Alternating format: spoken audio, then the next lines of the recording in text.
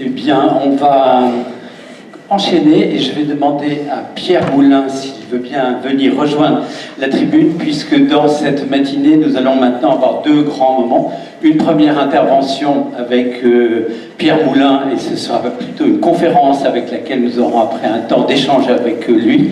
Puis après une petite pause, nous aurons une table ronde. Donc, dans le premier moment de cette journée, merci, Pierre Moulin nous rejoint ici, voilà. Alors, peut-être deux mots sur Pierre Moulin que tout le monde ne connaît peut-être pas. Alors, il dirige en fait l'unité de formation et de recherche en sciences humaines et sociales à l'université à Metz. Il est par ailleurs maître de conférences en psychologie sociale de la santé dans cette même université. Voilà, il a beaucoup travaillé sur les sujets, on va dire, de l'accompagnement. Il a fait une thèse de doctorat sur les soins palliatifs destinés aux personnes atteintes par le sida à l'assistance publique et aux hôpitaux de Paris, et ça c'était dans les années déjà 90, donc déjà une certaine antériorité de réflexion sur les sujets qui nous intéressent. Aujourd'hui, ce matin, et merci d'être là avec nous pour un temps qui ne va pas être si médiocre, c'est bien, on va être sur le thème de l'accompagnement à domicile, mais au fond, pour se poser un peu la question, au début de la journée, de la question de savoir de quoi il s'agit. Au fond, les mots se comprennent très bien, accompagnement à domicile, en 3 mots, la chose est dite. Et en même temps, qu'est-ce que représente le domicile? C'est peut-être quelque chose qui mérite qu'on prenne un petit peu de recul et un peu de zoom arrière pour réfléchir sur ce que c'est, et c'est ce que le regard de sociologue et de psychosociologue de Pierre Moulin va nous apporter. Est-ce qu'on peut dire le domicile? Cet article tout simple dit, est-ce que c'est vrai? Est-ce qu'il y a une généralisation aussi simple? Ou est-ce qu'il y a des situations de domicile, elles ne se ressemblent pas toutes, etc.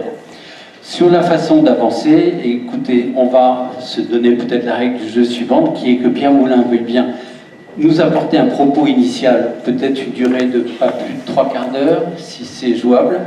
Non, 1 heure serait mieux. D'accord. 1 heure serait mieux. Pari tenu, vous avez vu la simplicité de Jean Leonetti quand il a sorti sa montre. Il nous a extrêmement bien débordé le temps qu'il s'était accordé. Non, mais peut-être on va aller jusque peut-être 10 heures pour avoir une bonne demi-heure ensemble pour après, avec les micros qui pourront circuler, poursuivre la réflexion, mais à voix haute, dans un échange. Voilà, Pierre Moulin, merci beaucoup. Merci, mesdames, messieurs, bonjour. Un grand merci aux organisateurs, à la présidente de JALMA, aux organisateurs et organisatrices de ce congrès. Merci aux participants pour votre présence attentive et passionnée.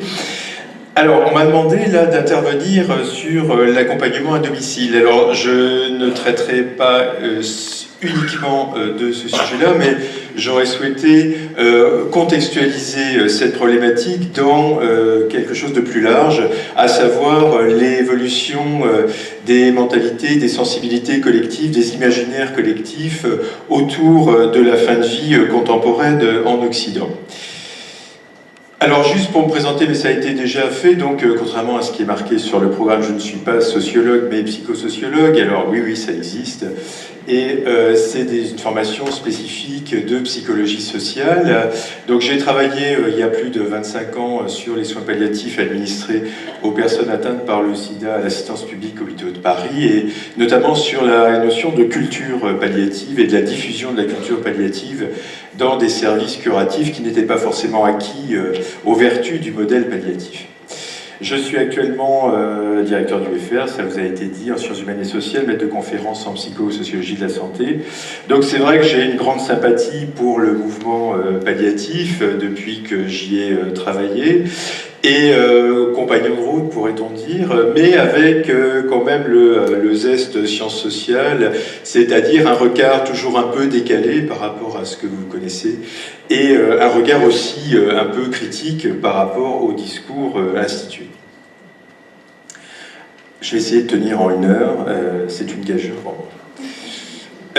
Alors, le mourir contemporain, juste pour donner des éléments de contexte, là aussi, avant de parler de l'accompagnement à domicile, qu'en est-il?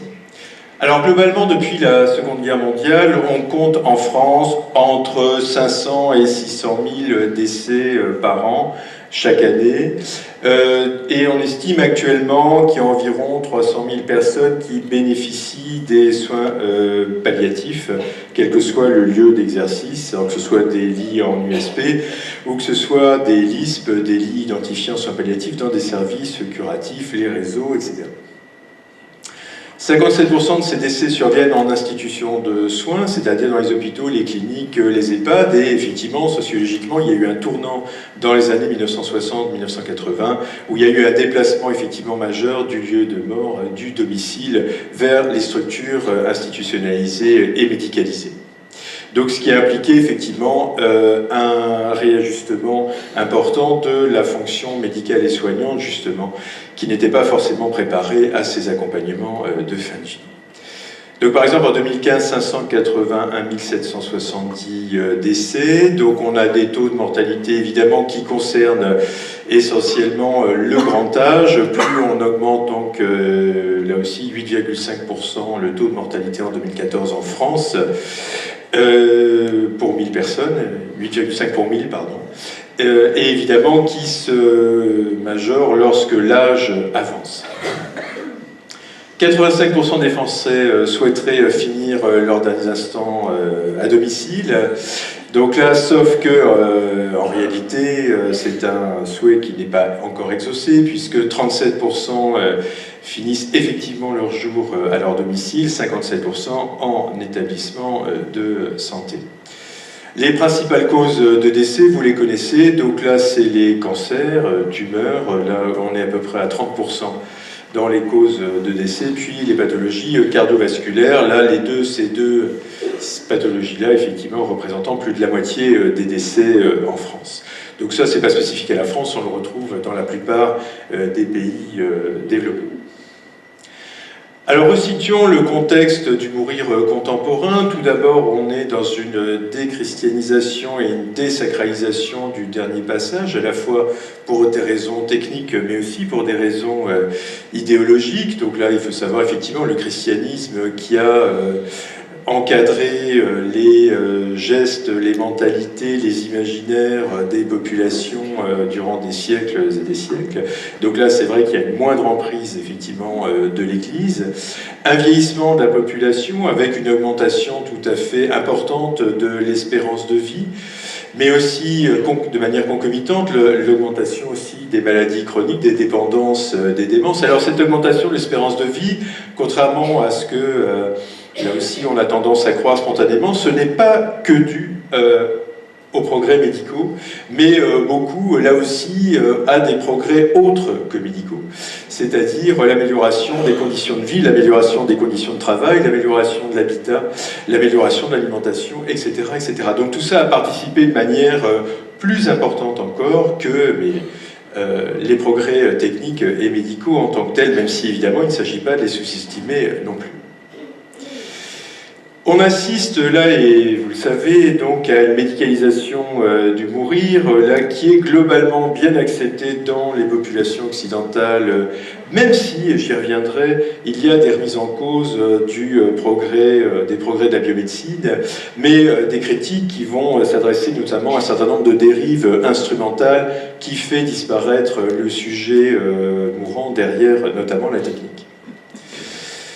Mais globalement, alors cette médicalisation, elle ne touche pas que le mourir, elle touche la naissance, elle touche la sexualité, elle touche là aussi tous les moments importants de la vie, c'est-à-dire des problèmes qui, il y a une cinquantaine d'années, étaient pensés comme relevant de la sphère sociale ou politique, maintenant est décliné sur la sphère médicale et psychologique. Une intolérance grandissante de nos sociétés occidentales contemporaines face aux douleurs, aux souffrances individuelles ou collectives, donc là qui paraissent de plus en plus injustifiées, intolérables, inutiles, dégradantes, etc. Donc là il y a véritablement, et ça c'est vraiment une lame de fond en termes de sensibilité collective, donc d'une revendication d'une qualité de vie et d'une qualité de fin de vie, là aussi, qui peut même primer sur la quantité, là où l'antalgie, effectivement, a un rôle, occupe une place déterminante dans cette qualité de vie et cette qualité de fin de vie. Donc on sait bien qu'évidemment, et les praticiens palliatifs le savent, et les bénévoles aussi en sont parfaitement conscients, c'est-à-dire où on voit bien que, effectivement, l'appréhension et le traitement, l'identification et le traitement de la douleur et de la souffrance sont véritablement la pierre angulaire du travail en soins palliatifs. On assiste également à un rejet du paternalisme, quel qu'il soit. Monsieur Leonetti en a parlé déjà, l'a évoqué.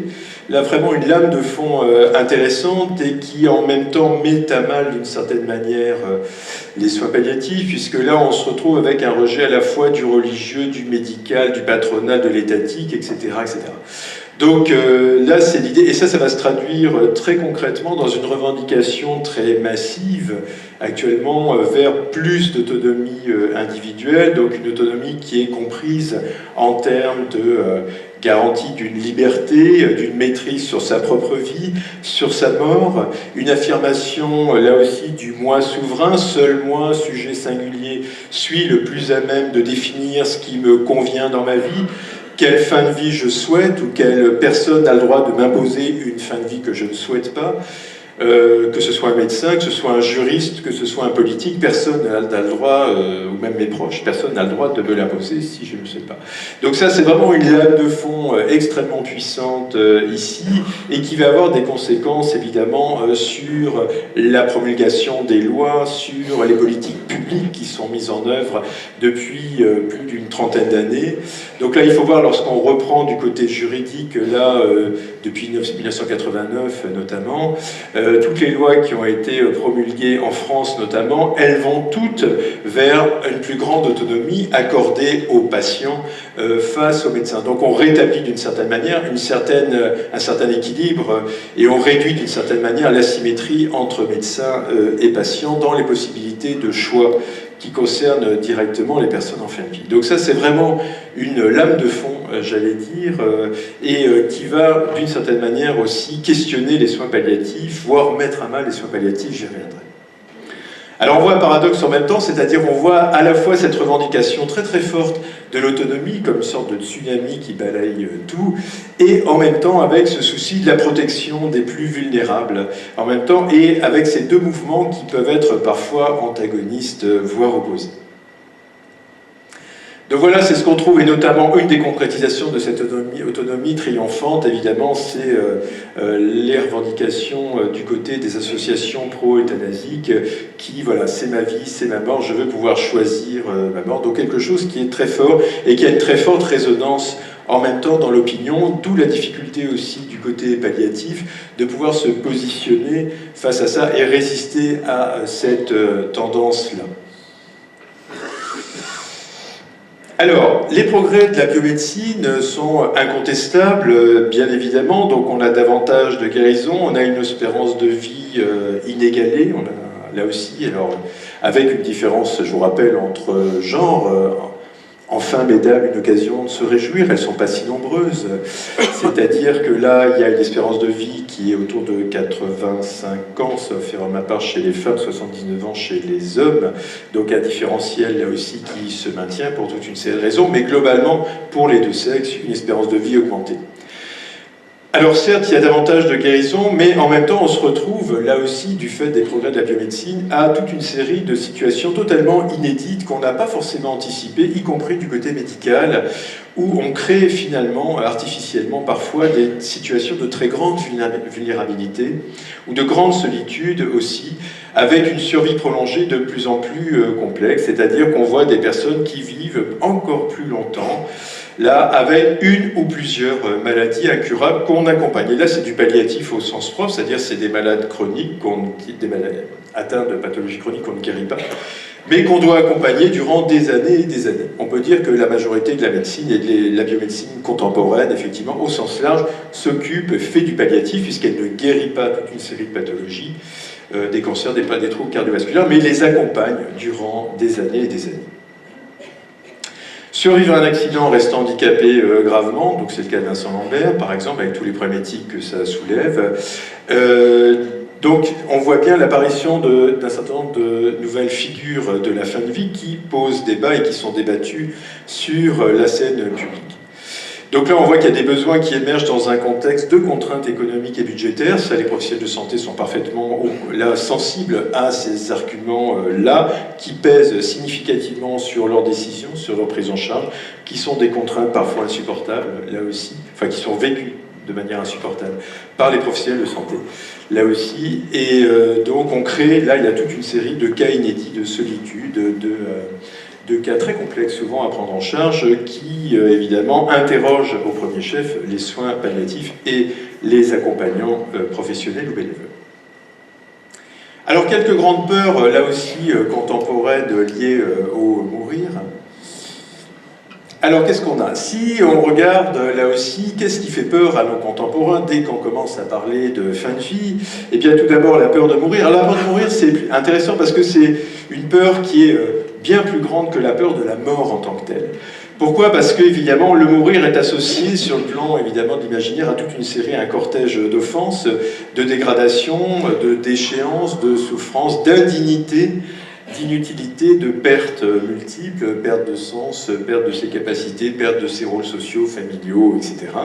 La peur de souffrir, évidemment, dont on a parlé déjà. La peur de devenir dépendant de l'entourage, du corps médical. La peur de perdre son autonomie, sa conscience, le contrôle de soi. La peur de se dégrader, devenir grabataire, cloué au fond d'un lit. La peur de ne pas être écouté et respecté par le médecin, évidemment, avec les abus de pouvoir qui sont légion et l'obstination déraisonnable. La peur de mourir seul, isolé, stigmatisé, rejeté. La peur de l'inconnu, de l'au-delà, du néant, etc. Donc là, on voit bien qu'il y a toute une série, évidemment, de peurs qui ne sont pas forcément infondées, hein, entendons bien, mais là, qui vont structurer les imaginaires collectifs. Alors si on regarde aujourd'hui, en fait, on a à disposition 3 modèles de mort médicalisés. Un premier modèle qui est la mort, ce qu'on pourrait appeler la mort technicisée, celle qu'on va voir notamment en réanimation dès les années 50, surtout dans les années 60, avec des prouesses techniques absolument inédites, mais qui va paraître à la fois, donc c'est une figure ambivalente, c'est-à-dire à la fois on reconnaît des prouesses qui sont bel et bien là, c'est-à-dire on sauve des vies alors qu'après, jusqu'alors, les gens décédaient rapidement. Là, on arrive à sauver des cas désespérés. Mais en même temps, ça symbolise très vite, là aussi, la mauvaise mort, c'est-à-dire la personne, le malade qui disparaît derrière les tuyaux, comme le disait hier M. Leonetti. Et ça, c'est quelque chose, évidemment, une critique extrêmement, là où la technique prévaut sur l'humain. Face à cela, face à cette angoisse-là, cette peur de la perte de contrôle, cette peur d'une mort déshumanisée et technicisée, on va voir apparaître une première réaction, notamment à travers un mouvement international, effectivement, d'une mort anticipée et volontaire. C'est ce mouvement pro-euthanasie, qui est un mouvement international, qu'on va voir apparaître notamment dans les années 70 en France, Schwarzenberg notamment, etc. Et le dernier modèle, la mort accompagnée, alors qui apparaît dans les années 80 en France, mais qui a une antériorité, c'est-à-dire, alors sans remonter aux auspices du Moyen-Âge, mais qui apparaît, le mouvement contemporain des soins palliatifs, qui apparaît à la fin des années 60, avec le Saint-Christopher Hospice notamment, Cecily Saunders, etc., à la fin des années 60, mais il faudra en gros une quinzaine, voire une vingtaine d'années pour que le message soit véritablement diffusé en France. Donc on a des modèles qui sont distincts, on a 3 modèles de mort qui ne sont pas forcément superposables, parce que souvent on dit en soins palliatifs, eh bien, plus on va développer les soins palliatifs et plus l'euthanasie va reculer, c'est pas du tout ce qu'on voit. Donc ça c'est intéressant, c'est-à-dire je pense que là ça correspond à des modèles de mort très différents et que certains correspondent à là aussi des orientations idéologiques, des orientations religieuses éventuellement, notamment en soins palliatifs, là aussi ça peut convenir à toute une série de gens. Et puis il y en a d'autres qui au contraire ne souhaitent pas du tout effectivement mourir palliativement, mais au contraire de manière extrêmement rapide.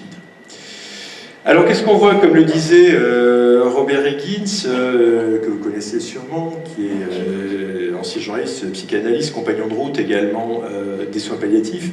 Il parle de mise en science de la mort, puisqu'à la fois il s'agit de se battre, donc on a 3 modèles finalement d'une mort héroïque et médicale, où il s'agit de se battre jusqu'au bout, donc ça c'est le modèle de la médecine curative, c'est le modèle de la réanimation. Au contraire de devancer l'appel et offrir sa mort euthanasiée sur l'autel de la toute-puissance médicale, dans sa version euthanasique, ou au contraire, le 3e modèle, accepter et parler sa mort dans sa version palliative. Donc là, il y a une sorte d'héroïsation du mourant, c'est-à-dire ce que lui analyse comme étant l'achèvement d'un mouvement d'individualisation. Alors c'est ce que disait Philippe Ariès, historien de la mort, là aussi, qui aboutit aujourd'hui à la mise en scène de la mort, là aussi, en l'autre. C'est-à-dire c'est le mourant qui porte sur ses frêles épaules toute la problématique autour du mourir, et qui est une manière aussi de se débarrasser collectivement du problème de la mort. Alors si on regarde là aussi sur le plan de l'imaginaire, qu'est-ce qu'on a? On a là aussi la bonne mort chrétienne, qui est peut-être le modèle le plus ancien. Donc une mort classiquement, c'est l'idéal classique pourrait-on dire, partir en paix avec Dieu, muni des sacrements de l'Église, une mort préparée intérieurement où on a fait le bilan de sa vie, on part en paix avec soi-même, réconcilié avec les autres, une mort entourée des siens en ayant pu délivrer le bon mot à chacun, à ses enfants notamment, en ayant soldé ses conflits. Une mort sans trop de douleur ni pénible longueur, une mort attendue et confiante dans la promesse d'une résurrection prochaine. Donc ça, alors ça c'est la mort très classique qu'on va voir illustrée très largement dans les arts, notamment, alors là c'est Greuze par exemple, mais il y en a là, le lit de mort. Donc la dernière scène effectivement, où là, surtout au XIXe siècle, où on a une espèce d'emphase sur la mort de toi, comme disait Ariès, c'est cette sensibilité effectivement du cher disparu et de l'inconsolable veuve, ici. Voilà, donc ça c'est le classique modèle de la mort chrétienne. Va succéder à ce modèle classique un modèle plus récent, donc ce qu'on pourrait appeler l'assez bonne mort des soins palliatifs, qui fait suite donc à cette bonne mort chrétienne, là, qui va être développée notamment en réaction aux excès de la biomédecine dans ses dérives, où c'est instrumental, ou la surmédicalisation de la mort qu'on voit à certains endroits. Donc là, ça veut dire qu'on va avoir une priorité qui est donnée à la qualité de fin de vie, au confort, la lutte contre les turbitudes du mourir, et qui va passer, vous le savez, par des contrôles des symptômes de fin de vie, et notamment la douleur. Donc c'est une mort qui doit être avant tout consciente pour pouvoir vivre avec une intensité pleine, une densité spirituelle et émotionnelle, ces temps de la fin de vie. Donc là, il y a une valorisation du temps du mourir qui est pensé avant tout comme un temps fécond pour régler ses dernières affaires, donc avec un travail réflexif à effectuer sur soi pour élaborer son propre deuil, ses propres pertes là aussi, et ça c'est vrai qu'en tant que bénévole vous y participez aussi sur cette incitation ou ces partages là aussi, et qui font aussi la richesse du métier de bénévole, j'allais dire. Se réconcilier avec ses proches, renaître intérieurement, donc il y a un temps de préparation pour les malades ou les familles, là aussi, alors qui implique évidemment que les personnes soient tout à fait au fait de leur diagnostic, voire pronostic, mais ça c'est plus risqué. Donc c'est un temps à respecter, le temps du mourir, ce temps de l'agonie est un temps à respecter, il ne doit pas être abrégé par des cocktails, ni prolongé de manière inutile et déraisonnable. Donc on a une sorte d'idéalisation aussi du mourant, donc là notamment c'est ce qu'on trouve dans les écrits de Kubler-Ross que vous avez tous lus, j'imagine. Le mourant est notre maître, donc une espèce d'omniscience là aussi, et le mourant qui nous rappelle aux vraies valeurs de la vie, l'amour, la solidarité, l'attention à l'autre, etc. Et avec ici, dans ce modèle palliatif, une version, on est dans une version ontologique de la dignité, c'est-à-dire une dignité qui est consubstantielle à l'humain, qui appartient à l'humain, quel qu'il soit, quel que soit son état physique, son état psychique, sa condition sociale, sa religion, sa culture, son état, son degré de conscience, etc. Puisqu'il est homme ou femme, évidemment, il est digne par définition. Troisième modèle, là aussi plus récent, donc la belle mort contemporaine ou la belle mort euthanasique, où là il s'agit effectivement, et si on fait un sondage dans la salle, on va se retrouver très certainement aussi dans cette perspective-là, on pourrait faire un vote d'ailleurs. Il s'agit quoi? De mourir inconscient sans s'en rendre compte, en dormant rapidement, alors l'idéal la crise cardiaque qui vous foudroie comme ça, instantanément, donc sans souffrance, sans dégradation inutile, à l'heure que l'on a soi-même choisi. Choisir sa mort, choisir sa vie, vous connaissez, c'est le slogan de l'ADMD, de manière propre et élégante, sans jouer les prolongations, comme un acteur qui, là aussi, sait à quel moment il doit disparaître de la scène, sans devenir un fardeau pour son entourage, en restant maître de soi, et surtout en laissant une image sereine à ses proches. Mourir debout en pleine possession de ses moyens, de ses physiques physique et psychique, donc mourir en bonne santé, pourrait-on dire. Une mort volontaire, contrôlée, choisie, maîtrisée, donc on est vraiment dans un idéal de maîtrise affirmé jusqu'au bout, avec l'idée de faire disparaître là où le mort du champ social sans perturber l'entourage, ni la société. Le temps du mourir, l'agonie est pensée comme un temps inutile, comme un temps dégradant qu'il s'agit d'abréger ou d'éliminer. Donc l'idée, c'est de pouvoir sacrifier ou euthanasier le patient qui a perdu sa dignité, avec ici une vision, ce que j'appelais biodégradable de la dignité, c'est-à-dire qui est quantifiable et que l'on peut perdre en fonction, effectivement, de ces pertes physiques, de ces pertes psychiques, là aussi, donc quelque chose qui est éminemment variable. Donc là, je fais de la concurrence à notre ami dessinateur, c'est le challenge du jour. Qui fait mieux? Alors moi, je ne vois pas ce qu'il fait, mais vous ne me direz rien.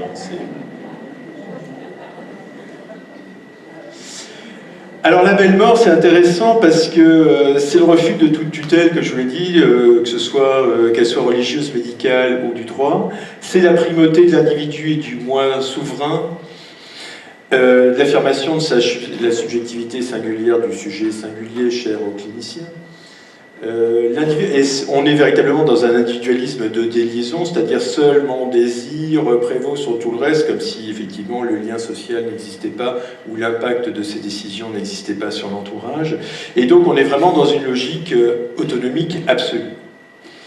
Donc cette belle mort, c'est en même temps un idéal de sens commun. Là, quand on interroge, il y a plein de sondages qui le montrent. Nous, on a fait pas mal d'études aussi auprès de tout venant.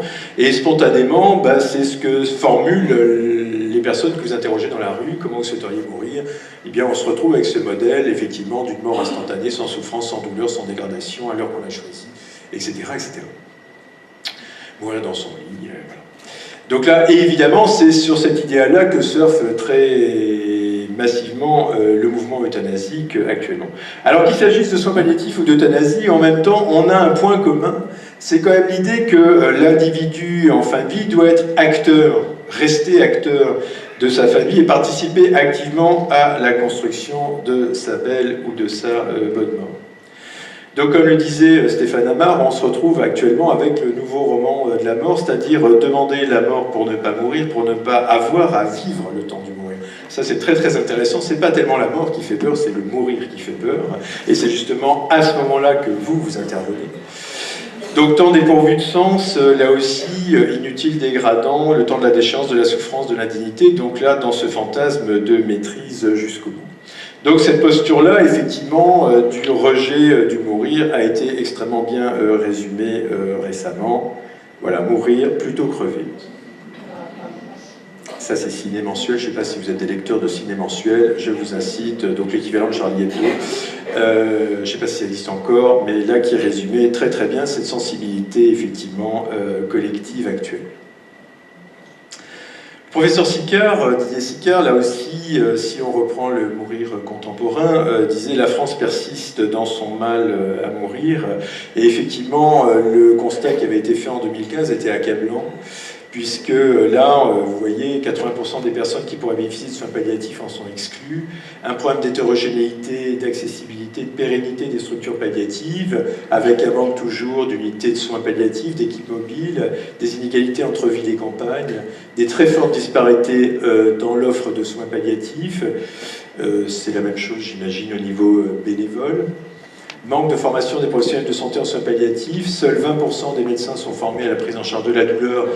Et pourtant, il y a eu énormément de progrès de fait, aussi bien en formation initiale qu'en formation continue, avec des diplômes universitaires, notamment. Des vœux légitimes des Français sur le choix du domicile comme fin de vie qui n'est toujours pas exaucé.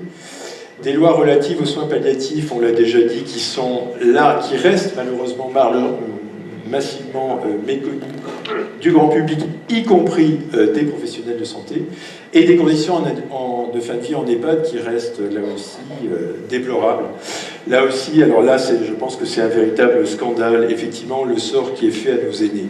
Actuellement, en EHPAD, je ne jette absolument pas la pierre en disant ça aux soignants qui font ce qu'ils peuvent, mais avec des sous-effectifs qui font que, eh bien, on ne peut être que maltraitant dans des conditions. C'est ces conditions, c'est pas les gens qui sont indignes, mais c'est les conditions de fin de vie qui sont indignes.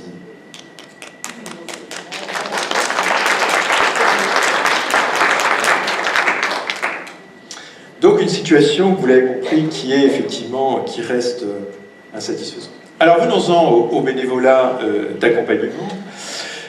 Donc là, selon la SFAP, en 2013, vous étiez 5076 regroupés dans 201 associations, avec là aussi des répartitions des associations qui sont quand même très inégales. Vous le voyez, avec des surreprésentations en Île-de-France, région PACA, Rhône-Alpes, et puis d'autres régions, Limousin, Champagne-Ardenne, là aussi, qui sont par exemple bien moins dotées, ne parlons pas des Corses. Alors, lorsqu'on reprend l'historique du mouvement palliatif dans les années 80 et son émergence, on voit bien qu'il est né effectivement de la problématique du mourir à l'hôpital qui posait problème. Donc on voit des professionnels de santé, mais aussi des gens de la société civile qui sont révoltés par des conditions de fin de vie des contemporains de l'époque, des individus à l'hôpital, qui sont abandonnés, qui meurent dans des souffrances incoercibles, ou alors abandonnés. Ici, mourant derrière les tuyaux, comme on disait hier. Voilà. Mais en même temps, n'oublions pas, et ça on a tendance à l'oublier, que les bénévoles et les associations palliatives ont été des fers de lance, là aussi on a tendance à l'oublier actuellement, ont été des fers de lance dans la dynamique historique des soins palliatifs, et tout aussi bien que les professionnels de santé, parce qu'on a souvent tendance à ramener le mouvement des soins palliatifs là aussi aux seuls professionnels de santé, c'est pas le cas. Il y a aussi effectivement la part associative qui est absolument déterminante, et pas seulement en France d'ailleurs, dans la popularisation du modèle palliatif au niveau du grand public. Donc ce palliatif et accompagnement sont indispensables et des rôles reconnus d'emblée des associations, évidemment, dans le domaine de l'accompagnement.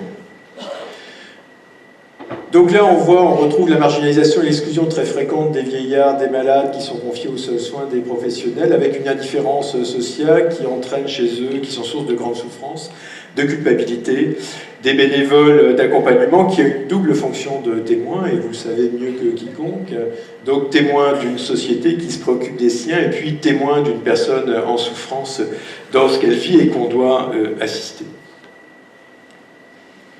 Voilà, c'est l'indispensable flacon que chaque bénévole a dans sa poche.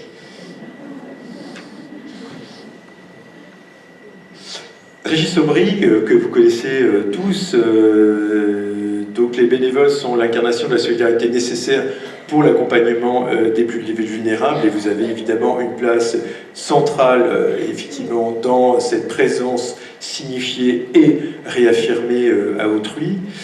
Alors le bénévolat d'accompagnement, il y a souvent des confusions dans la tête du grand public, pas vous bien sûr, mais dans le grand public, c'est-à-dire effectivement c'est pas une association de malades, c'est pas une association de familles de malades, c'est pas une association de professionnels non plus.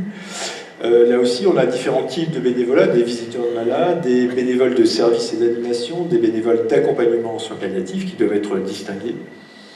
Là aussi. Les hommes et femmes de tous âges, de tous milieux, souvent en activité professionnelle, soucieux d'accorder du temps et une qualité de présence à des personnes confrontées à la maladie grave, au grand âge, à la mort, au deuil. Donc vos compétences, sélection, formation et soutien, c'est ce qui garantit votre compétence, assurée par vos associations, ou Jalmav en l'occurrence, ou l'ASP, leur terrain d'action, le milieu de vie de la personne malade, le domicile, l'institution, l'EHPAD, l'institution de soins EHPAD. Objectif, offrir un contact humain, un lien de société sans blouse blanche, en partenariat avec la famille, les proches, les professionnels de santé. Être simplement quelqu'un ici et maintenant, c'est déjà beaucoup. Les bénévoles sont formés à l'accompagnement de la fin de vie, ils appartiennent à des associations. Leur action n'interfère pas avec la pratique des soins médicaux et paramédicaux. Les associations de bénévoles se dotent d'une charte qui définit les principes qu'ils doivent respecter. Donc c'est un cadre évidemment structurant à l'intérieur duquel l'action bénévole peut se déployer dans le champ de l'accompagnement institutionnel ou à domicile. Établissement de convention entre les associations et les établissements concernés. Seules les associations ayant conclu une convention mentionnée dans la loi peuvent organiser l'intervention des bénévoles à domicile des personnes malades. C'est l'article 10 de la loi du 9 juin 1999 que vous avez tous affiché au-dessus de votre lit. Voilà, c'est ça, je le savais.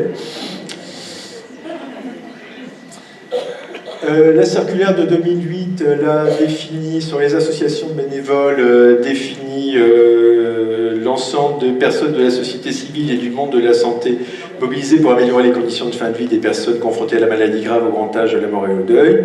Les missions des associations, humanité, solidarité, autonomie, respect de la vie, donc des valeurs phares, laïcité, neutralité, non-abandon, non-marginalisation, amélioration des conditions de vie, donc c'est véritablement une boussole axiologique, pourrait-on dire, une boussole des valeurs qui vont orienter les pratiques des accompagnants, dans l'objectif d'accompagner, sensibiliser, maintenir un questionnement sur les risques d'exclusion, s'adapter aux nouveaux besoins qui émergent ici et là. Donc l'obligation, la charte d'une convention, je l'ai dit, le rôle des bénévoles d'accompagnement, présence, écoute, attention, discrétion et confidentialité, respect de l'altérité, non-jugement et respect de l'intimité, ce que vous faites tous au quotidien.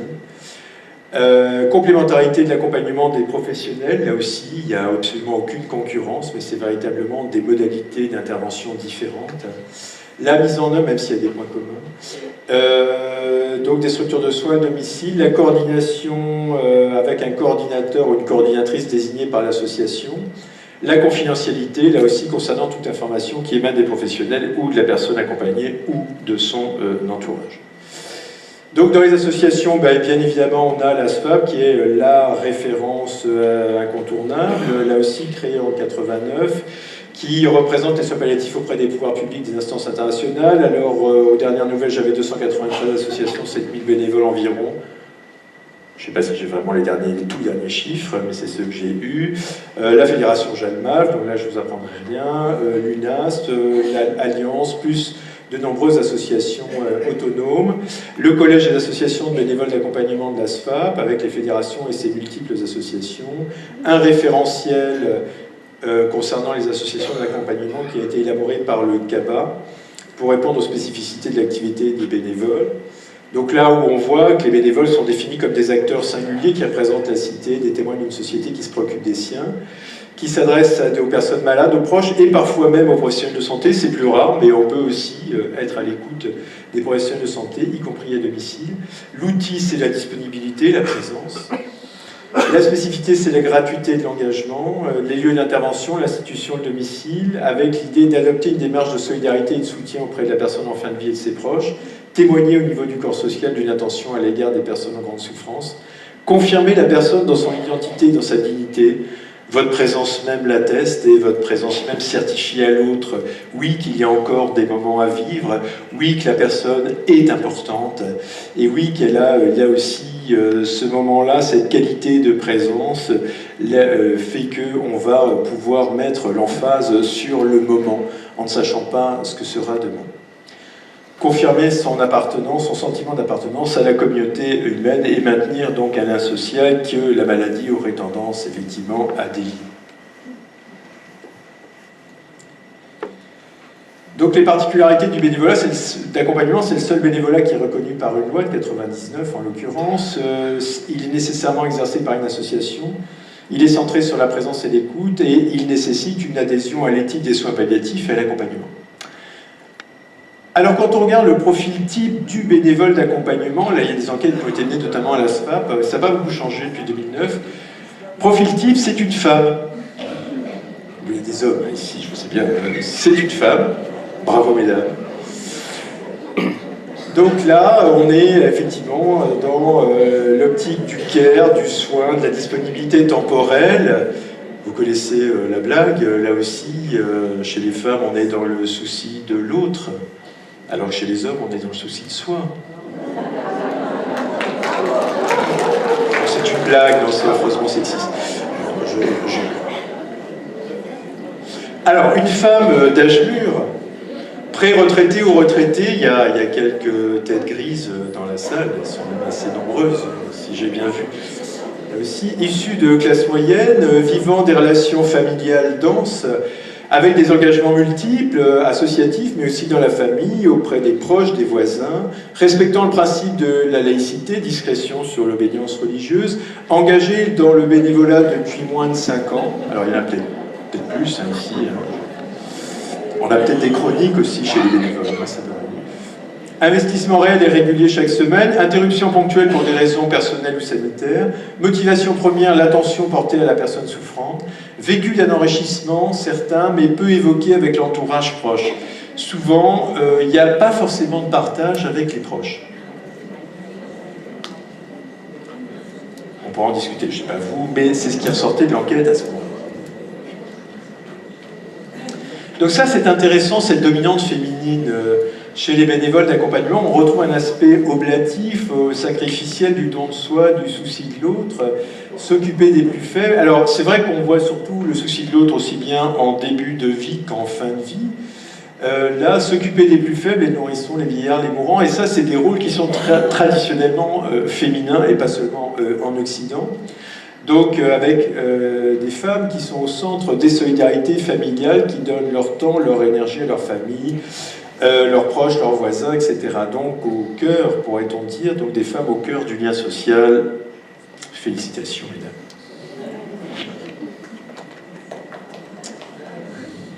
Il en faut une bonne dose également, vous le savez. Alors, l'évolution historique du bénévolat d'accompagnement, qu'est-ce qu'on a? Là, je reprends ici les écrits de Tanguy Châtel. Première période, dans les années 80, les associations de bénévoles sont motrices, comme je vous l'ai dit, dans l'émergence des soins palliatifs en France, et l'accompagnement est véritablement au cœur de la dynamique palliative et du mouvement palliatif. Deuxième période, la fin des années 90 au début des années 2000, là aussi il y a une hégémonie médicale dans les soins palliatifs, où là il y a, depuis la loi de 99, mais c'est à ce moment-là il y a un tournant, où la médecine palliative prend le pas sur l'accompagnement, où on se retrouve ici avec des médecins experts qui sont reconnus médiatiquement pour évoquer les questions de fin de vie, de manière légitime, alors que les bénévoles finalement passent au second plan derrière les médecins. Et globalement, les bénévoles laissent faire, ici, une sorte d'éclipse, là aussi, où on reconnaît l'expertise médicale et soignante, et finalement, les bénévoles font un pas de côté.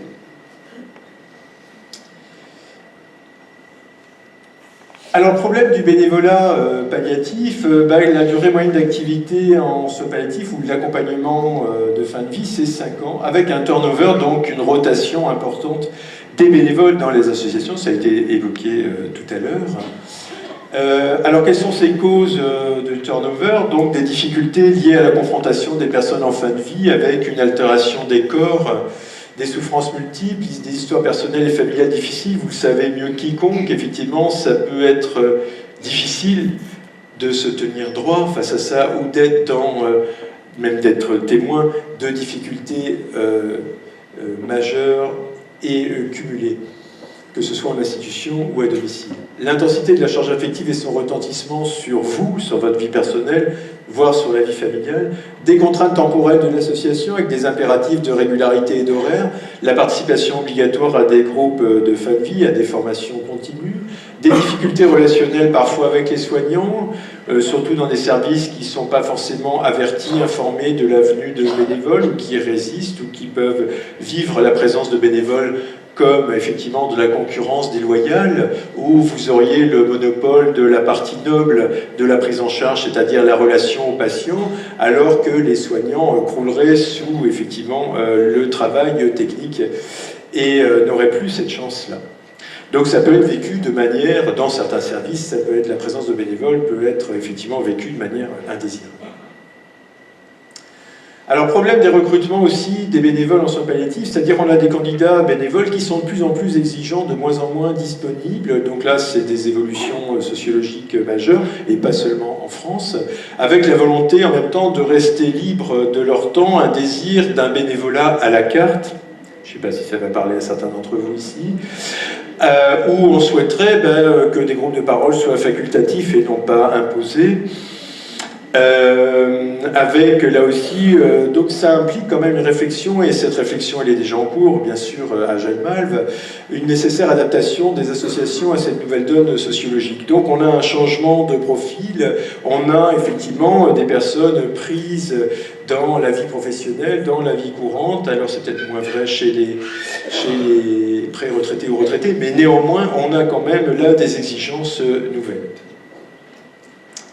comme disait Peter et Su, du devoir, voire de la mission, sous couvert d'altruisme, on est passé à une forme privilégiée de réalisation de soi, avec l'avènement d'un individualisme relationnel où la notion de plaisir devient déterminante. Je ne sais pas vous, mais effectivement, pour faire de l'accompagnement, il faut y trouver aussi du plaisir. Non? Non, je sais pas. Enfin, ça me semble assez sain, même, je veux dire, ça me semble assez moteur. Hein, voilà. Mais là, effectivement, et cette notion-là, donc ça veut dire qu'il faut qu'on se retrouve, ok, on n'est pas payé, mais quand même, il faut qu'on ait des bénéfices à ça, et c'est rien de honteux, bien au contraire, c'est moteur.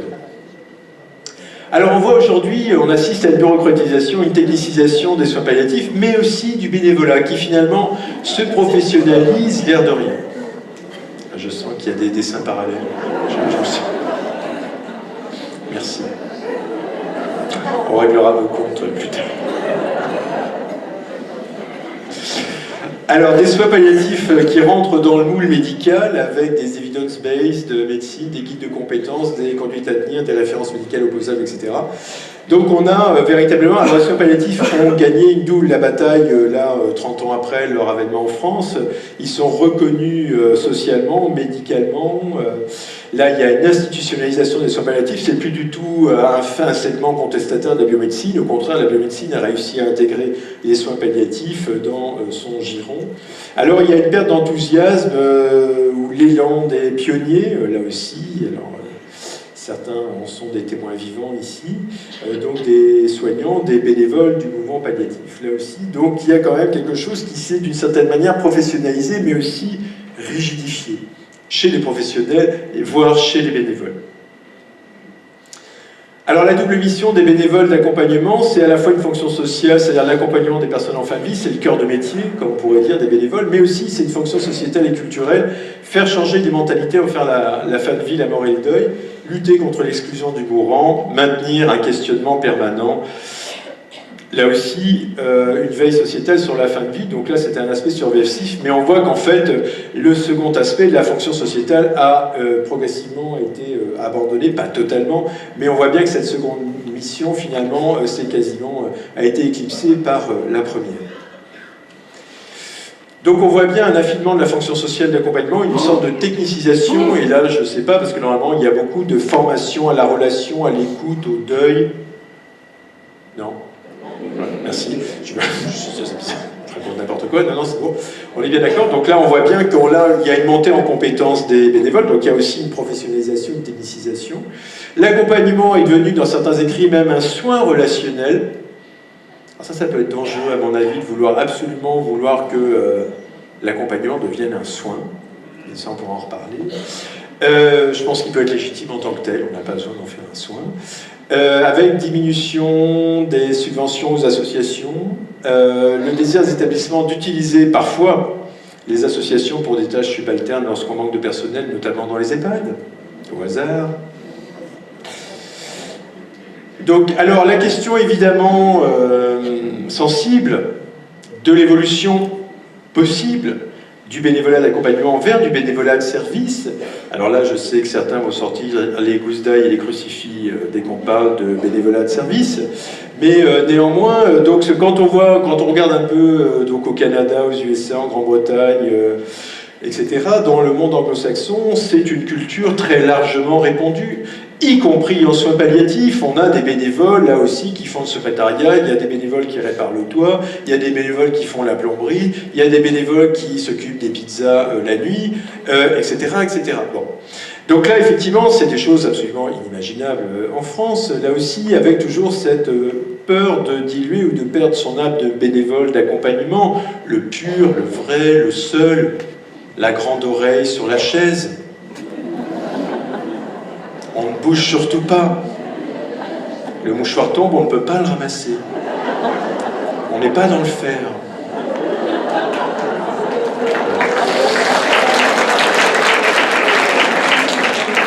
Je vais me faire assassiner par les responsables de la Jalmal. Bon, alors, effectivement, est-ce qu'il s'agit vraiment d'un dévoiement ou est-ce qu'on peut quand même s'autoriser et donner un verre d'eau ? Il y a un problème médico-légal, attention derrière, prenez des risques. Ok, alors là c'est à voir quand même. Donc là c'est vraiment une question fondamentale et justement je pense que c'est quand même dans les tuyaux, y compris chez Jalmage, mais ça reste entre nous. Je pense que ça va être une question quand même à un moment donné à se poser. Qui dit mieux là-haut? Non. Voilà, une injonction indépassable. Merci.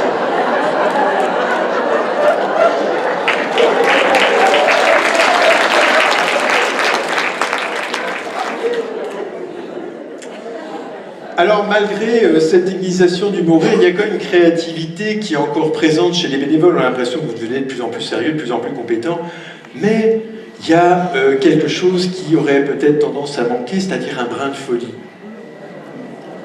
Enfin, c'est très subjectif, hein, ce que je dis. Une dose d'humour aussi. Pas vous, bien sûr, mais d'autres. Je sais que vous êtes là-dedans, il n'y a pas de souci. Vous voyez, quelque chose d'un peu frais, d'un peu léger, même dans des situations extrêmement lourdes. Et là, je pense que vous êtes quand même, en tant que bénévole, les mieux passés pour ça.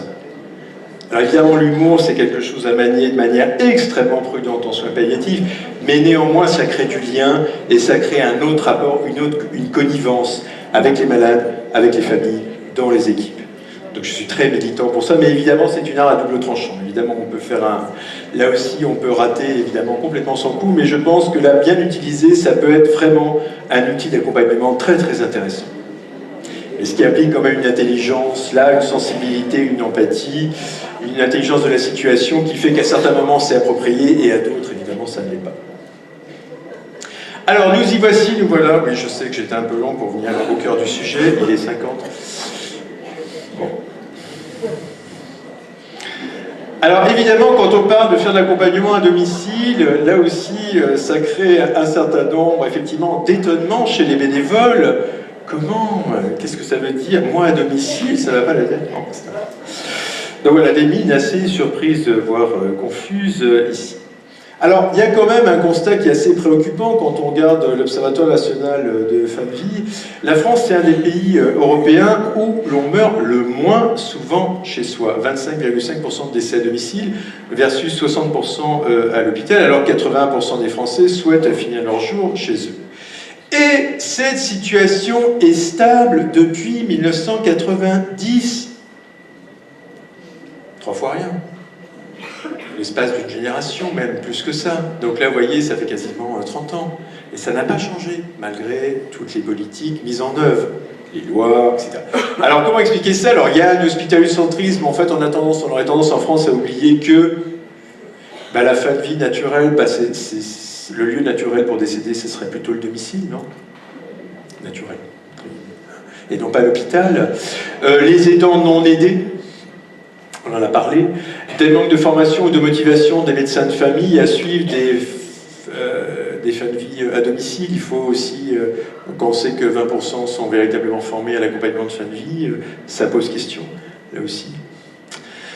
Donc évidemment, vouloir mourir chez soi, c'est vouloir rester dans un environnement familier, on s'éprouve encore soi-même, on veut y conserver sa place, y partager le quotidien, la vie au jour le jour avec ses proches, être chez soi et demeurer en lien.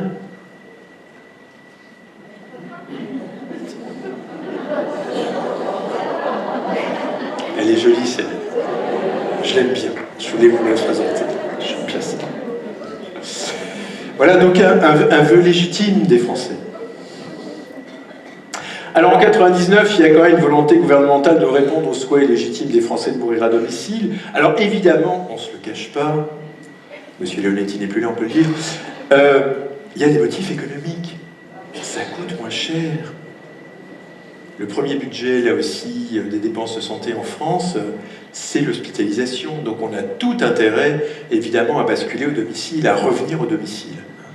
La loi prévoit la possibilité d'intervention des bénévoles à domicile à condition que les associations aient établi des conventions avec les établissements de santé, les réseaux de soins, etc. Vous le savez, Jalmave s'engage dans l'accompagnement à domicile après une réflexion sur ses modalités d'intervention, sauf que, au jour d'aujourd'hui, le constat est cruel, c'est-à-dire qu'elle reste toujours, l'accompagnement à domicile reste peu développé par les associations de bénévoles. Donc là, je ne vous félicite pas. Mais les choses sont en train de changer. Ici. Alors, quelle explication? Là aussi, des associations insuffisamment connues du grand public. On ne fait pas appel à vous, non pas parce qu'on ne vous veut pas, mais on ne sait même pas que vous existez forcément, même si Jalmaf fait tout, évidemment, pour être connu. L'absence de partenariat passé entre certaines associations de bénévoles et les réseaux de santé. L'hésitation même des professionnels de santé qui interviennent à domicile, qui pensent que déjà, ils répondent à tous les besoins, et puis ils sont suffisamment nombreux, c'est pas la peine d'en rajouter une couche. Il y a déjà le médecin, l'infirmière, l'aide-soignante, etc., plus les aides ménagères éventuellement. Donc là, les bénévoles par-dessus, c'est un peu la cerise sur le gâteau, ça fait peut-être un peu trop. Voilà, donc là, des réticences aussi des bénévoles eux-mêmes à intervenir seuls, sans cadre et sans filet. Je ne sais pas, peut-être y en a-t-il dans la salle? Non, personne. Donc évidemment, il faut favoriser les soins palliatifs à domicile, ça semble indispensable vu les évolutions sociétales, mais en même temps, la fin de vie, c'est pas qu'une affaire de professionnels de santé ou de soignants, c'est véritablement une question politique. Là aussi, quelle solidarité déployer envers les mourants, les plus fragiles, les exclus, quelle place accorder aux personnes en fin de vie, donc c'est véritablement, à travers la fin de vie, quelle société on veut. Quelle place on fait aux mourants, quelle place on fait à nos aînés. Et ça, c'est véritablement un débat qui reste ouvert et qui est loin d'être réglé. Et avec des solutions, évidemment, il y a eu des progrès énormes qui ont été faits depuis une trentaine d'années, mais avec des situations qui restent quand même très lacunaires pour nos aînés. Régis Aubry, au-delà de la question de l'offre des soins et de l'accompagnement, c'est bien le défi de la diffusion d'une culture palliative partagée par l'ensemble des professionnels de santé, et on peut rajouter, et des bénévoles, qui doit être relevée. Alors la mise en œuvre d'un accompagnement à domicile, vous le savez, et c'est ce qui a été fait dans différentes associations et fédérations, il y a une première rencontre quand on veut mettre en place un accompagnement à domicile, il y a une première rencontre du malade et des proches avec le coordinateur des bénévoles qui présente l'association, son objectif, ses valeurs, qui évalue les besoins et les demandes du malade et des proches, qui précise les limites de l'intervention, pas d'aide à domicile, définir les modalités pratiques en fonction des souhaits, donc les heures, les jours d'intervention. Donc il y a véritablement l'établissement d'un contrat qui est passé ici avec la famille. On va constituer à partir de là un binôme de bénévoles, alors des bénévoles expérimentés, des bénévoles volontaires pour intervenir à domicile, qui ont reçu une formation spécifique, qui vont intervenir alternativement une semaine sur deux auprès à domicile, une visite hebdomadaire d'1 à 4 heures, mais avec effectivement des accompagnements qui peuvent être très longs dans certains cas. Il y a des échanges réguliers des bénévoles avec le coordinateur ou la coordinatrice, le soutien via le groupe de parole pour ajuster son investissement personnel à domicile, ce qui me semble extrêmement important, de réfléchir à sa propre pratique, à ses propres difficultés en situation d'interaction où on est parfois seul avec le patient ou ses proches. Des échanges avec les autres bénévoles de l'association, et là le partage d'expérience me semble extrêmement précieux. Un partenariat nécessaire aussi avec les autres intervenants professionnels, avec les réseaux de soins palliatifs aussi. Alors, principes généraux, donc là, pour intervenir, il faut être membre d'une association qui a signé une convention, être sélectionné, formé, encadré, soutenu, arriver sans projet. Alors ça, j'aime beaucoup cette expression. Arriver sans projet, les mains vides. Mais ça, c'est déjà un projet. Arriver les mains vides, là aussi. Pas de jugement pour le malade ou les proches. Là, il y a des normes de conduite, des choses à faire ou peut-être pas faire. Offrir une présence et une écoute bienveillante ici. Voilà, j'aime beaucoup cette image.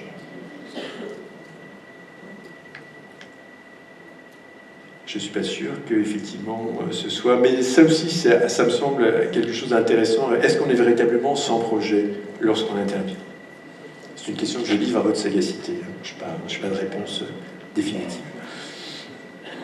Alors, quand on parle de domicile, évidemment, il s'agit de lieux privés, mais ça peut se décliner de manière très différente. Ça peut être un appartement, une maison, une caravane. Et oui, il y a des gens qui vivent en caravane. Et pas seulement sur la Côte d'Azur. En HLM, foyer logement, château, alors là c'est pour les accompagnements VIP. Accompagnement premium, hein, mais là tout le monde n'y a pas accès, je sais que ça se mérite. Hein, c'est pour ceux qui ont du galon, les bénévoles qui ont du galon.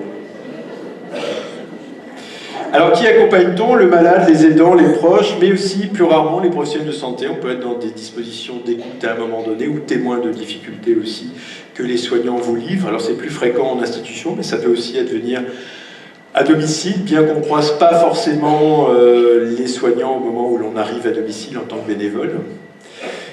Donc l'important, c'est d'assurer une présence auprès du malade, d'offrir un espace d'écoute différent, de rompre la monotonie du quotidien et des soins, c'est ce que disent les malades, apporter du confort psychologique, faciliter l'expression des besoins psychiques, mais aussi spirituels et religieux, justement parce qu'il y a une disponibilité, une écoute. Alors c'est vrai aussi en institution, mais c'est particulièrement vrai au domicile. Mais plus important encore, c'est les proches. La disponibilité, la présence, l'écoute aux proches, le soutien des familles, des aidants qui s'épuisent souvent. Alors ça, effectivement, il faut le souligner, ça a déjà été dit, mais j'insiste là-dessus.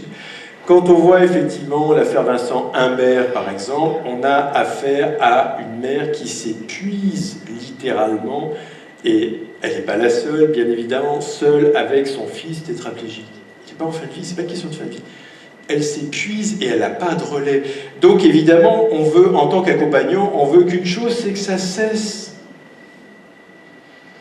Et là, la tentation euthanasique apparaît comme la solution, bien évidemment. Donc là, évidemment, il y a des choses, évidemment, à mettre en place et à faire ici de manière très, très urgente. Et le fait de permettre aux proches de se ressourcer, de reprendre des forces, d'avoir une respiration, parce que le ou la bénévole est là.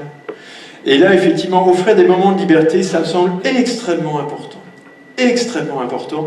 Là aussi, donc, et c'est ce qui va permettre aussi, parce que vous offrez une respiration aux proches, ça va favoriser le maintien et la poursuite de la prise en charge à domicile des malades.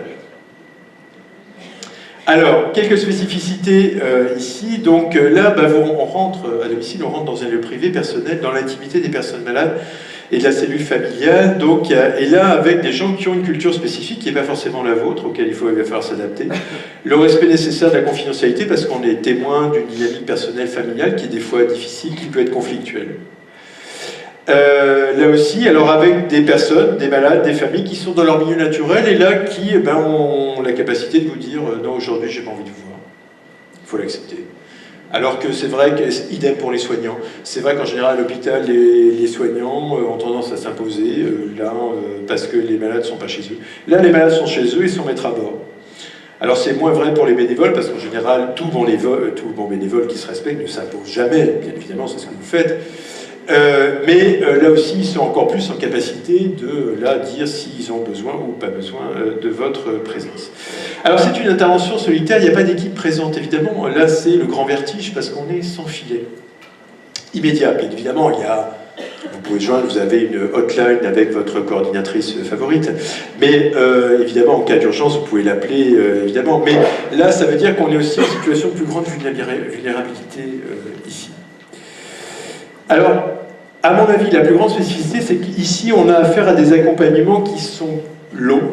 Alors, on retrouve un peu, ça ressemble un peu aux accompagnements qu'on trouve avec des personnes âgées en EHPAD, avec plus d'engagement affectif, c'est-à-dire que la longueur de l'accompagnement fait que on a plus de possibilités de créer des liens amicaux, fraternels, avec les malades, avec les familles, mais c'est humain, j'allais dire.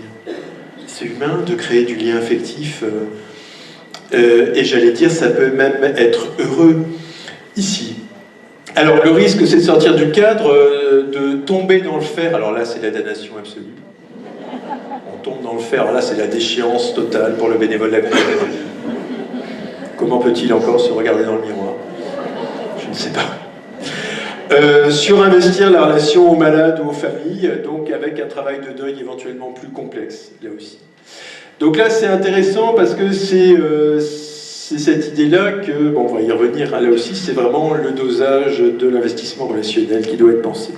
Alors, qui accompagne-t-on à domicile? Donc, évidemment, c'est plus complexe qu'en institution, parce que souvent, on a des fois plus de besoins d'accompagnement du côté des aidants que du côté du malade, où le bénévole a une position tierce par rapport au malade. Je cite, « Pour Monsieur N, la présence de bénévoles a facilité le maintien à domicile en permettant à Madame d'avoir un espace de parole et à Monsieur de se promener dans la forêt. Enfin libre. » Et ça, c'est super important, cette respiration-là est effectivement absolument vitale pour que les proches s'y retrouvent et les proches continuent à pouvoir... Un proche qui est aidé, c'est un proche qui aide le malade.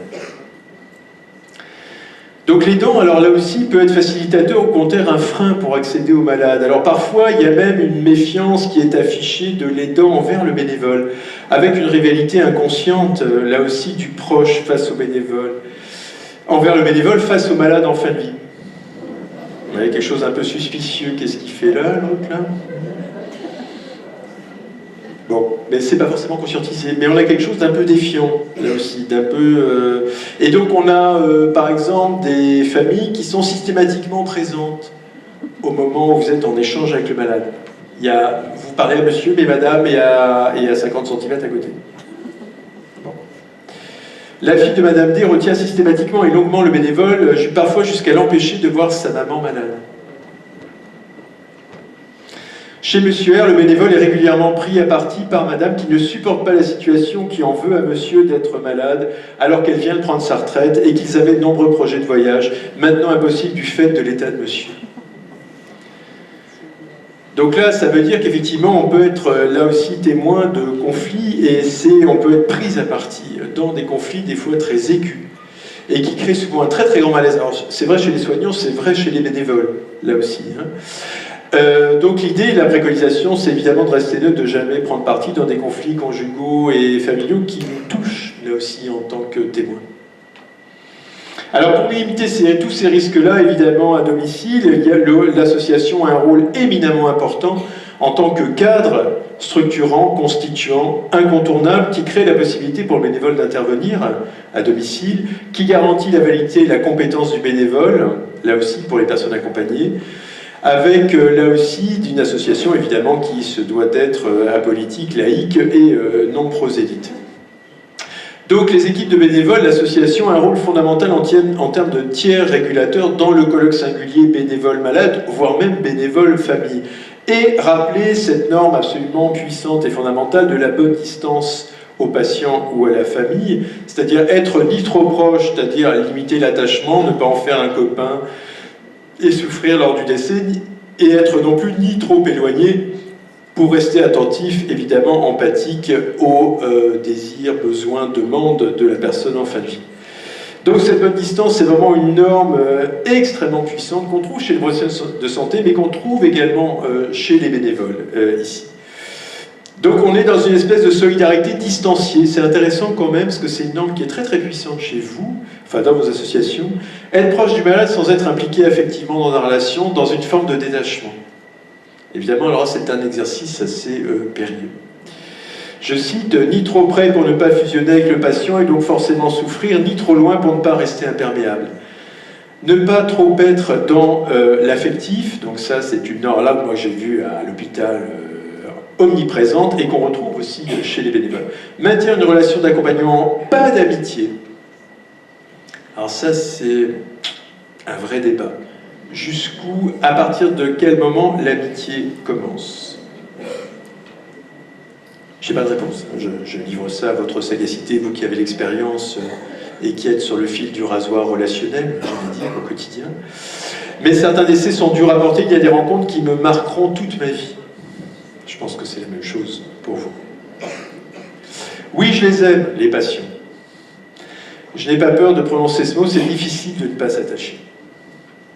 Et là, c'est la question, c'est le yo-yo, c'est-à-dire investissement, désinvestissement, au fur et à mesure des accompagnements. Donc, pour prévenir tout sur investissement relationnel, donc évidemment, la garantie offerte par le cadre associatif, c'est la formation initiale et continue sur les postures à adopter ou à ne pas adopter. Les échanges avec le coordinateur et l'autre membre du binôme, les reprises en groupe de travail de ces difficultés grâce à des psychologues bien formés, là aussi cliniciens, et je sais qu'il y en a dans la salle, d'hyper compétents. Limiter les activités au sein de l'équipe à une demi-journée par semaine, voilà. Alors ce qui est intéressant, c'est quand on regarde du côté d'autres associations, par exemple, moi j'ai beaucoup travaillé avec des associations de lutte contre le sida, on a des normes exactement inverses aux vôtres, où au contraire on valorise la proximité, on valorise l'identité et l'identification aux personnes atteintes. La solidarité qui fait corps avec l'autre, l'implication, l'engagement politique, la fidélité à la cause. Donc là, on est dans quelque chose de très militant en même temps. La communauté de destin, le partage d'un sort commun. Et ça, c'est pensé chez eux comme des leviers relationnels pour l'accompagnement des personnes séropositives en fin de vie ou pas. Ça, c'est très intéressant parce que des normes qui vous semblent très évidentes, là, en milieu palliatif, sont radicalement, sont inverses du côté du monde associatif SIDA, où là, on est au contraire dans qui peut mieux qu'un séropositif comprendre un autre séropositif. Donc on joue au contraire sur la communauté de destin, sur l'identification, sur la proximité, sur l'investissement. Et là, l'investissement est pensé avant tout comme un levier, alors, ce qui ne va pas forcément sans poser de problème, on est bien d'accord, hein, mais en même temps c'est intéressant parce qu'on a des évidences qui sont complètement autres de l'autre côté. Voilà, donc encadré et soutenu par votre association, pourquoi ne pas tenter la belle aventure de l'accompagnement à domicile? Hein? Merci.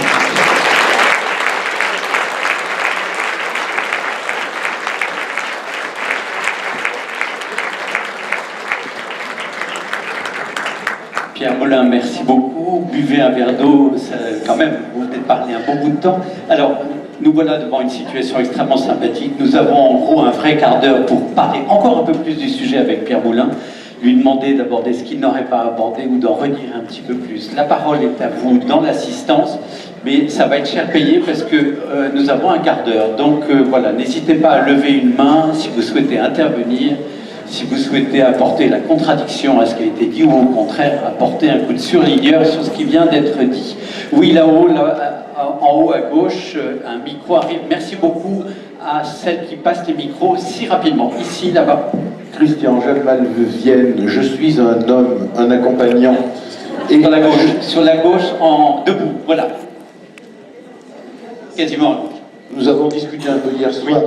Je regrette en fait un petit peu ce qui se dit à propos des hommes. Non, tout simplement pour une raison très simple, me semble-t-il, et d'où ma question. Est-ce que vous ne pensez pas qu'à force de traîner ce discours, seules les femmes, les hommes ils sont moins, etc., on n'ancre pas quelque chose dans la société qui conforte en fait toujours cette position, comme une redite et une assignation à une place? Bien, merci de cette intervention. Une réponse éventuellement?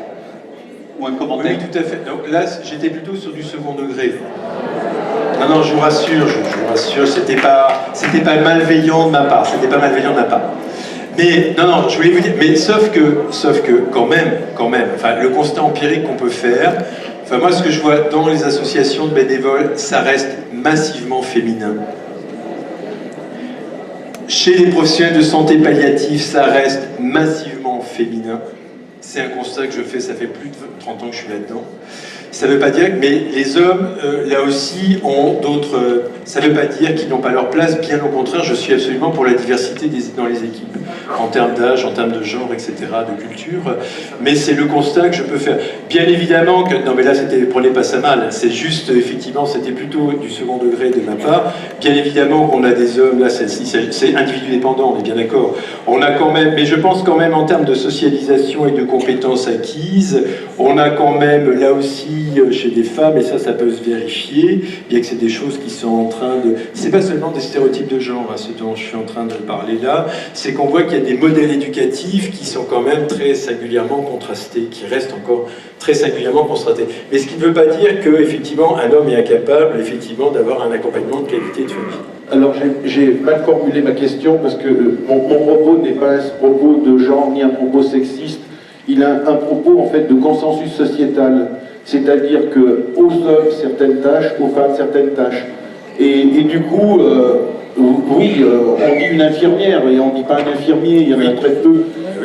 Et la question, en fait, c'est, est-ce qu'on peut être porteur d'un autre type de discours qui fasse qu'effectivement, des hommes puissent aussi se dire, dans le fond, c'est possible, comme ça se fait avec les jeunes hommes aujourd'hui, qui prennent de plus en plus en charge, en fait, leurs enfants, et qui prennent une partie maternante, en fait, du travail du couple, et qui n'est pas exclusivement dévolu aux femmes. C'est plus que souhaitable, mais regardez, enfin, je ne sais pas, autour de vous, quand il y a des personnes en fin de vie à domicile, qui s'en occupe? Enfin, moi, toutes les expériences que j'ai, c'est massivement des femmes. massivement. Et c'est un rôle qui est même attendu. On considère que c'est normal que une femme, elle arrête son travail pour s'occuper d'un parent âgé. C'est normal. L'homme, non. L'homme, il doit continuer à travailler. Enfin, là, pour le coup, on est dans des normes sociales et culturelles extrêmement fortes. Alors, que les choses évoluent ensuite, par la suite, c'est plus que souhaitable. Hein. Moi, là-dessus, je suis sur le partage. Je suis pour le partage, effectivement, ici. Alors, mais il y a plein d'études sociologiques, hein, par exemple, sur les tâches ménagères, mais ça reste entre nous, hein, ça reste entre nous, qui montrent une très très grande inégalité. Très très grande. On n'est pas du tout sur un terrain égal. Et là, c'est très massivement des femmes qui s'en occupent. Alors, je vous en parle même pas. Alors, quand arrive le premier enfant, c'est pire. C'est pire. Elles en ont encore plus à faire. Même chez des couples jeunes, dynamiques, ouverts, tout ce qu'on veut. Alors là, il y a plein d'études sociologiques qui montrent que malheureusement, ça continue. Alors que ça va changer sûrement. Bien, merci. Alors, on va prendre une deuxième intervention. Il se trouve que c'est un homme à nouveau. Il a dû se passer quelque chose. C'est en plein milieu. C'est en plein milieu d'écran. Merci peut-être de se lever. Merci de se lever. C'est Daniel qui pose une question. Daniel Grossin de Strasbourg. La question centrale, je crois qu'à domicile, c'est la question de l'épuisement des familles et la question que le bénévole, quel rôle le bénévole va avoir face à cet épuisement. Et je voudrais bien vous le dire que c'est absolument essentiel que le bénévole ne se charge pas sur ses épaules de cet épuisement et qu'il y a un gros problème de prise en charge de l'épuisement des familles, c'est d'une part les places de répit pour les gens en soins palliatifs à domicile dans les USP, en sachant qu'au-dessus de 60 ans et un jour, ça ne va pas être en USP, ça va être dans un répit, dans une EHPAD ou un nécessaire. Là, c'est encore pris en charge, mais si c'est dans une EHPAD, c'est payant. Et donc, il y a quand même des sacrés problèmes économiques et politiques derrière. Merci. Je ne sais pas si ça appelle une intervention de votre part. Je pense qu'il y a quand même, je suis absolument d'accord avec le constat que tu fais donner, mais il y a une vraie carence, là, il faut des relais, hein, là, aussi bien l'USP, il faut des relais.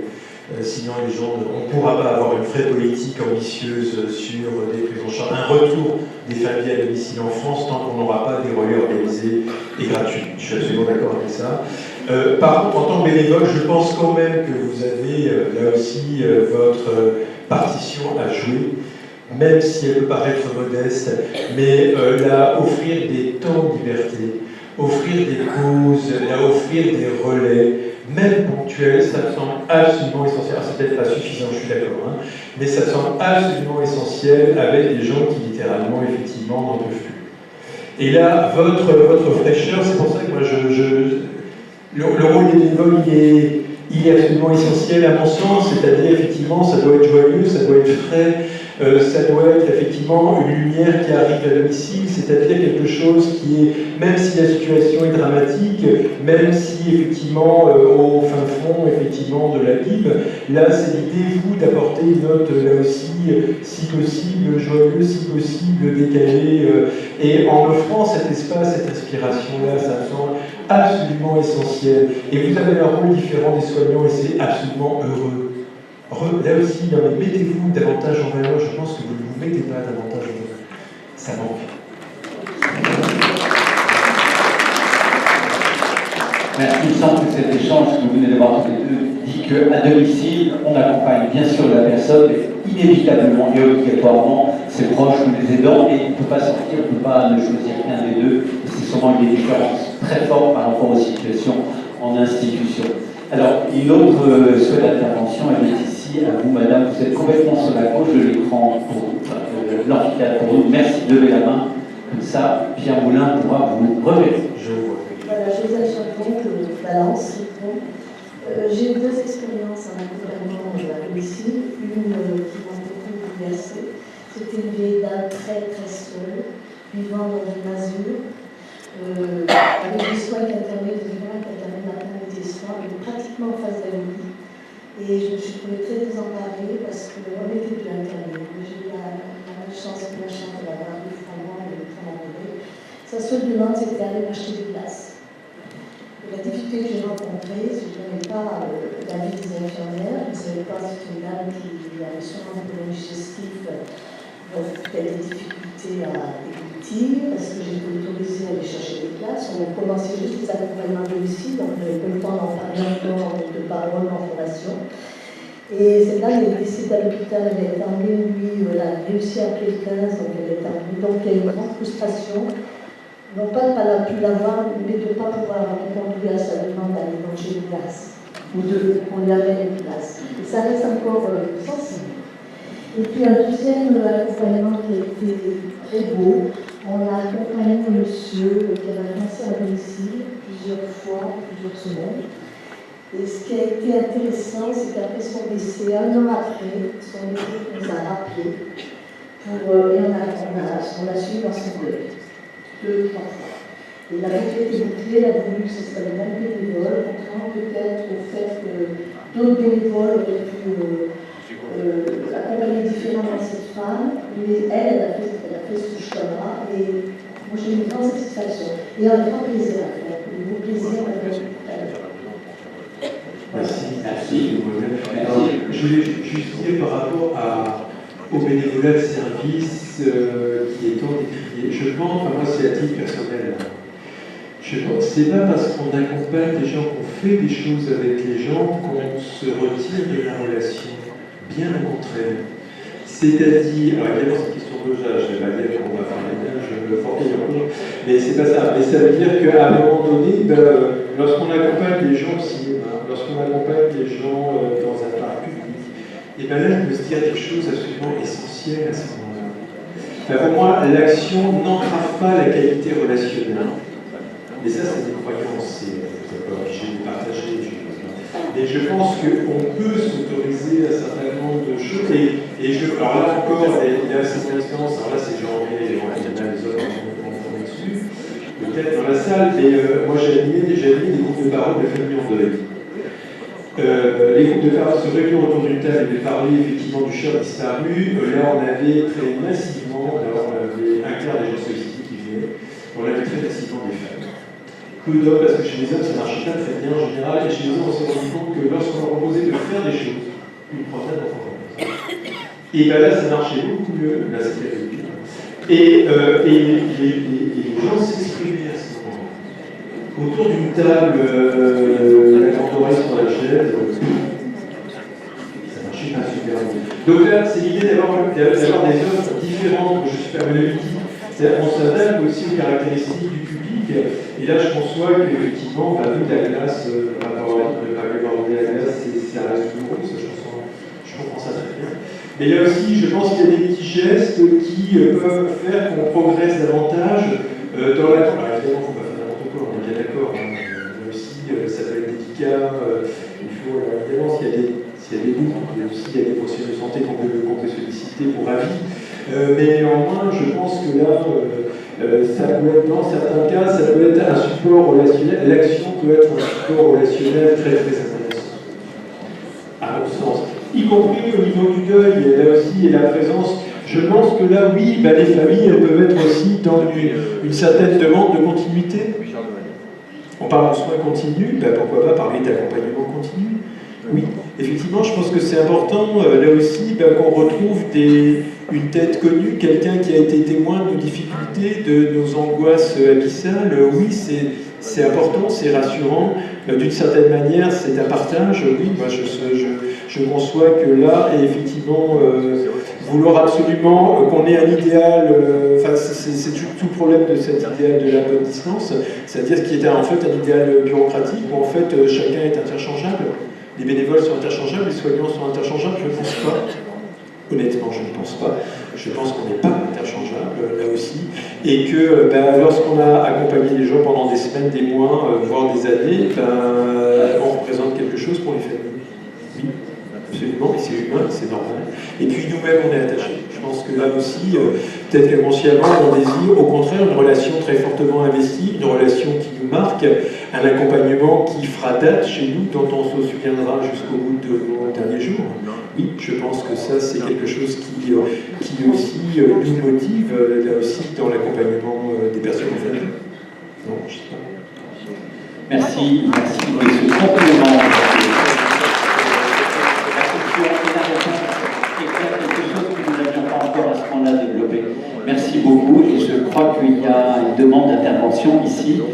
c'est dans les premiers à travailler, voilà, sur plutôt les centres-gauche. Brigitte Michaud, je suis à la Fédération UNASP. Alors je voudrais vous parler en tant qu'accompagnante bénévole, puisque j'accompagne au domicile depuis 5 ans maintenant. Alors j'aurais 3 petites choses à dire très brièvement. Nous parlons des aidants au domicile, mais quid quand il n'y a pas d'aidants. Donc là je rejoins le témoignage de cette personne, c'est exactement ce que je voulais dire. J'ai fait des accompagnements où il n'y avait personne, pas d'aidants. Les seuls aidants, c'était les bénévoles. Alors, deuxièmement, nous avons accepté dans nos associations à l'UNASP qu'il y ait certains gestes possibles dans l'accompagnement. Ces gestes possibles sont posés lors de la première rencontre entre le coordinateur d'équipe et la famille. Ils sont posés au dossier d'accompagnement qui reste dans la famille. Et donc, voilà, on se tient à ce cadre-là. Et troisièmement, je pense qu'en tant qu'accompagnant bénévole au domicile, que ce soit au domicile, en EHPAD ou dans les châteaux, nous avons un rôle de militant à jouer particulièrement fort. Il était déjà très, mis en avant dans les institutions, mais là, au domicile, je crois qu'il nous faut nous engager, tout simplement nous engager et dire ce qui ne va pas. Parce qu'au-delà des problématiques budgétaires et autres, il y a des choses qui ne vont pas encore. Alors, l'accompagnement au domicile, ce n'est pas un fourre-tout, à nous de réagir. Merci. Je ne sais pas si ça appelle un commentaire de votre part. En tout cas, merci beaucoup de votre éclairage de ce à la fois surlignant ce qu'avait dit la personne précédente et en attendant ces 2 points qu'on va retrouver forcément dans notre journée de travail, puisque au fond, c'est bien des questions que nous avons. Le micro, je crois que je fais alors, non, Julien Moulin, l'absence de famille, c'est c'est un vrai problème. Je suis d'accord avec vous, quand il n'y a pas d'aidant, qu'est-ce qu'on fait? Moi, j'ai vécu ça autrement et différemment avec des patients syriens qui étaient totalement exclus de leur propre famille, avec des gens stigmatisés, avec des gens qui étaient seuls à l'hôpital, qui étaient seuls, où là, effectivement, alors le réseau associatif a eu un rôle vital pour ces gens-là. Vital. Il n'y aurait pas eu ça, les gens se suicidaient. Donc là, je pense, là, pareil, effectivement, créer du lien là où il n'y en a plus, c'est aussi ça. Le tissu social, le filet social, c'est aussi vous, bénévoles. Alors là, oui, là, il y a des choses effectivement à repenser, peut-être de manière plus spécifique, avec des cas très limites, comme ça.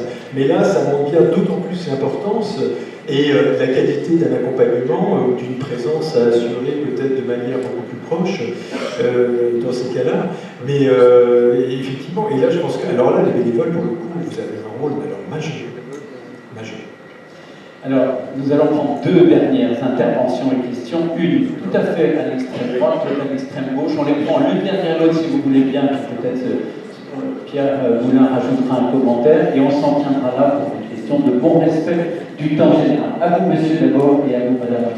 Bonjour, Daniel Jean-Franck de Montpellier. Je voudrais poser une réflexion sur le fait que quand on accompagne à l'hôpital, chaque accompagnant rencontre au fil des après-midi, des semaines, de l'année, beaucoup de familles, de personnes et sensibilise les gens dans le rôle sociétal à l'accompagnement.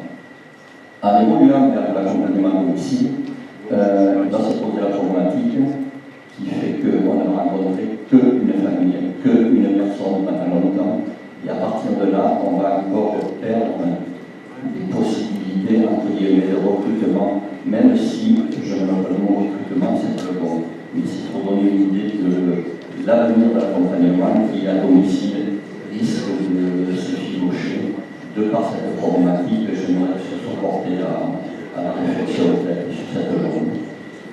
Merci effectivement de votre réflexion tournée en forme de question que nous pose finalement peut-être l'accompagnement à domicile. Une autre intervention ici, ça sera la dernière.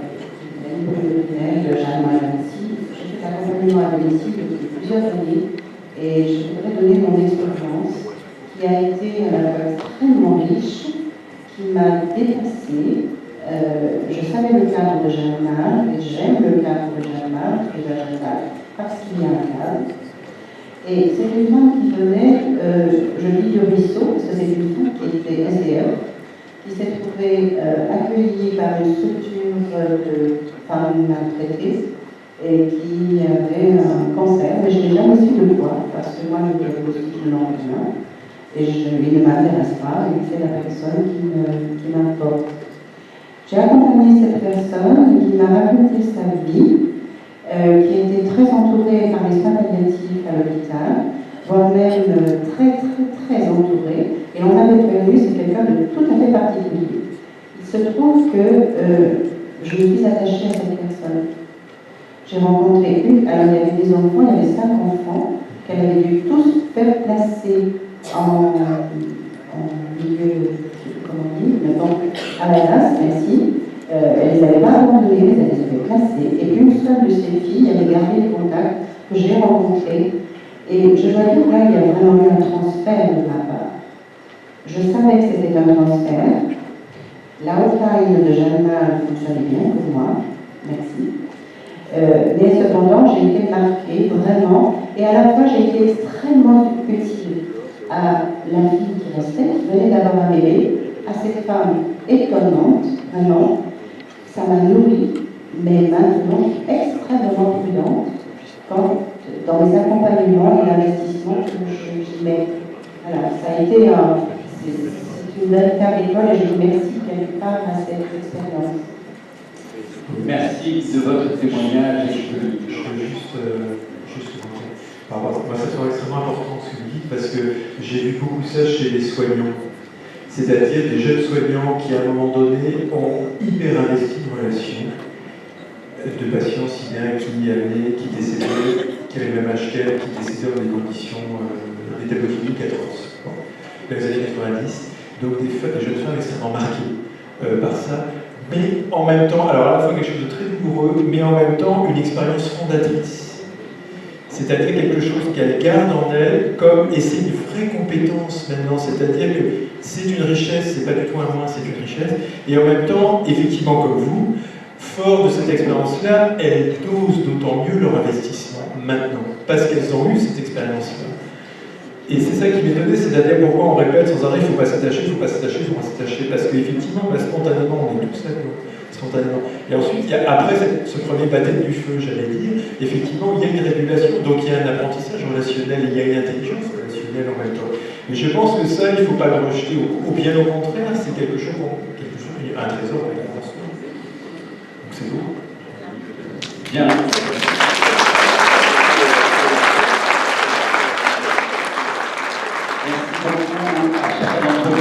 Pour l'écoute, merci à Pierre Moulin pour ce qu'il a apporté et l'échange que nous avons réalisé.